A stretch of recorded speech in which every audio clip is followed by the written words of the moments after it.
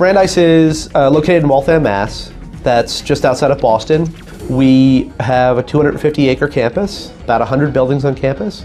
There are 4,000 undergraduates, 2,700 residential students, 2,000 graduates on campus. We have about 1,000 faculty or so. Pretty vibrant campus.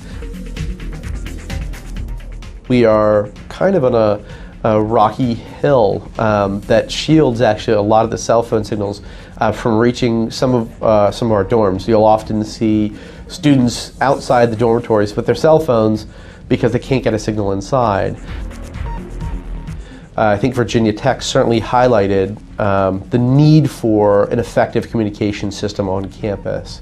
The way we deployed our IPT system, IP telephony, was a phone per pillow. So every student actually has a phone on campus. If there's a triple, that's 3 phones in a room. If it's a double, there are 2 phones in a room.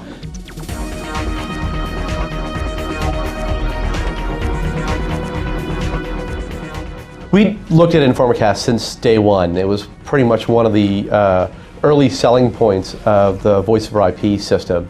The surprise in implementation of the system was the ease of doing it. You know, it was download the software, get a license key, get a server, point it at our call manager infrastructure, and we were done. We were up and running really in, I would say, less than 4 hours. When there's an emergency, the crisis communications teams need to be able to just issue the alerts on their own. We didn't want it to be the IT folks because we're not really the folks. We don't want to be called. Looking at the simplicity of what Burby had to offer, we knew that this was a solution that could be implemented by a wide variety of folks, from the officer on duty all the way up to senior executives at the university. So it pretty much fit the bill right away.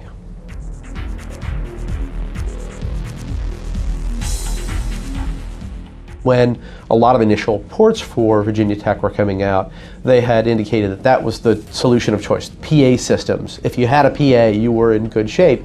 This year was the first year after Virginia Tech where we had, you know, the beginning of the year after Virginia Tech, and a lot of parents were asking us that question. What are you doing for communication? How are you going to let us know? How are you going to let our son or daughter know in case of a crisis?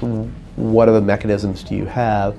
And it was very reassuring both for the parents and for us to be able to say, you know, look, we have 7 modalities of communication. One of them is a giant speaker outside, and the other is 5,000 speakerphones on campus. And that really spoke to them, and I think that the students, in fact, feel like, wow, you know, if there is something, you know, there's going to be a way I'm not going to miss this.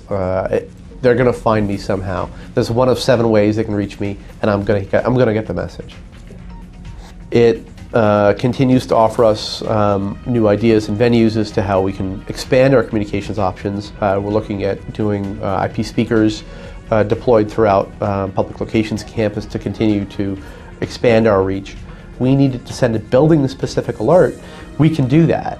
We can do that today. We don't have to think about any additional programming. It doesn't require us to even look inside the call manager system. It's something that Burby can just do right out of the box. So it's a huge benefit to us.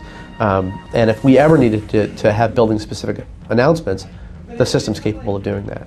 It definitely gives me the peace of mind, and I know our crisis communications team the peace of mind that we have something in place that we can deploy when we need it.